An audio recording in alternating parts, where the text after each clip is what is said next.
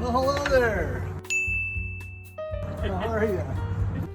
EPCAMER is a non-profit, non-partisan organization partnered with local, state, federal, and industrial groups dedicated to reducing health and safety hazards, eliminating soil erosion, improving water quality, and endorsing reclamation of abandoned mine lands used in the region.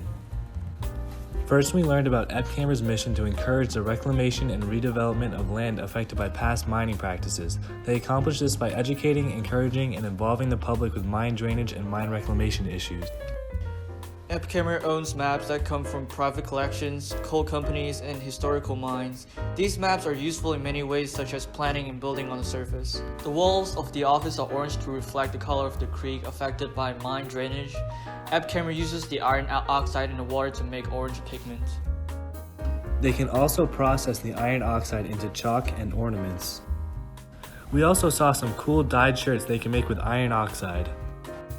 EPCAMER is raising young trouts to be released into the dead zone of Sugar Notch Run. The sites we visited on Solomon Creek were dam removal sites, Sugar Notch Run, Spring Run, and the South Wilkes-Barre boreholes. We went to see an undisturbed creek, Spring Run.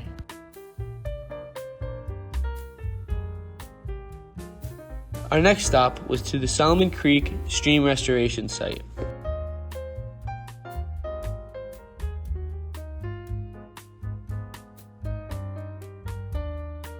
The area includes a center pavilion, which classifies it as a park. Robert told us that the restoration started because the creek flow wasn't proper. In order to restore the flow, EPCAMER was involved in channeling the flow to the middle of the stream to prevent erosion and flooding. When we walked down a slight hill to the creek, we saw a rocky stream with inappropriately constructed man-made dams. Robert, our group leader, told us about the problems of these dams. According to him, they were created to make it easier for fishermen to fish trout. However, inappropriately man-made dams catch leaves and other sediments while corrupting the natural flow of the stream. This causes an impediment for fish movement.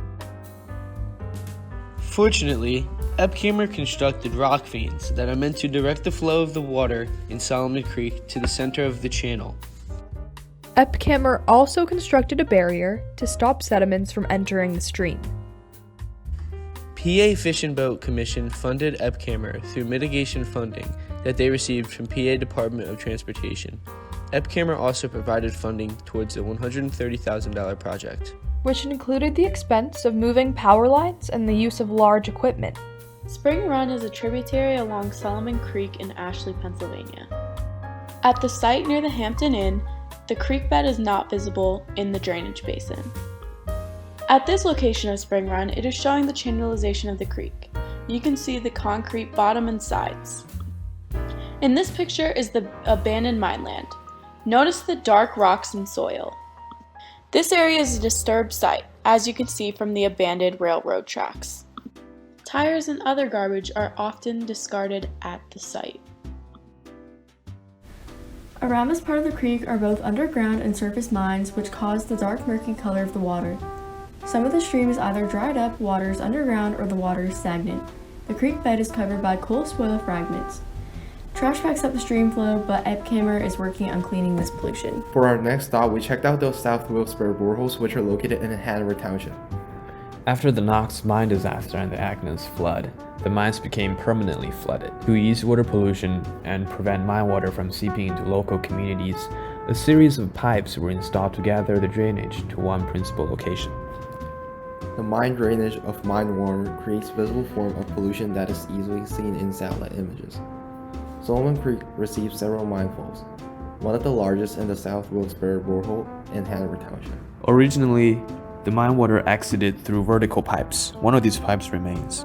The newer construction includes several lateral pipes. The total flow is approximately 12,000 gallons per minute. When water in flooded mine tunnels come to the surface, it can alter the chemistry of surface water. This causes a reduced biodiversity and affects water movement.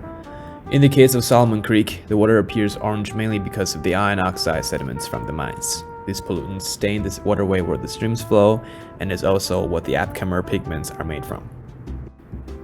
The polluted streams are also accompanied by a terrible rotten egg smell. This comes from the hydrogen sulfide produced by bacteria that inhabit the polluted water.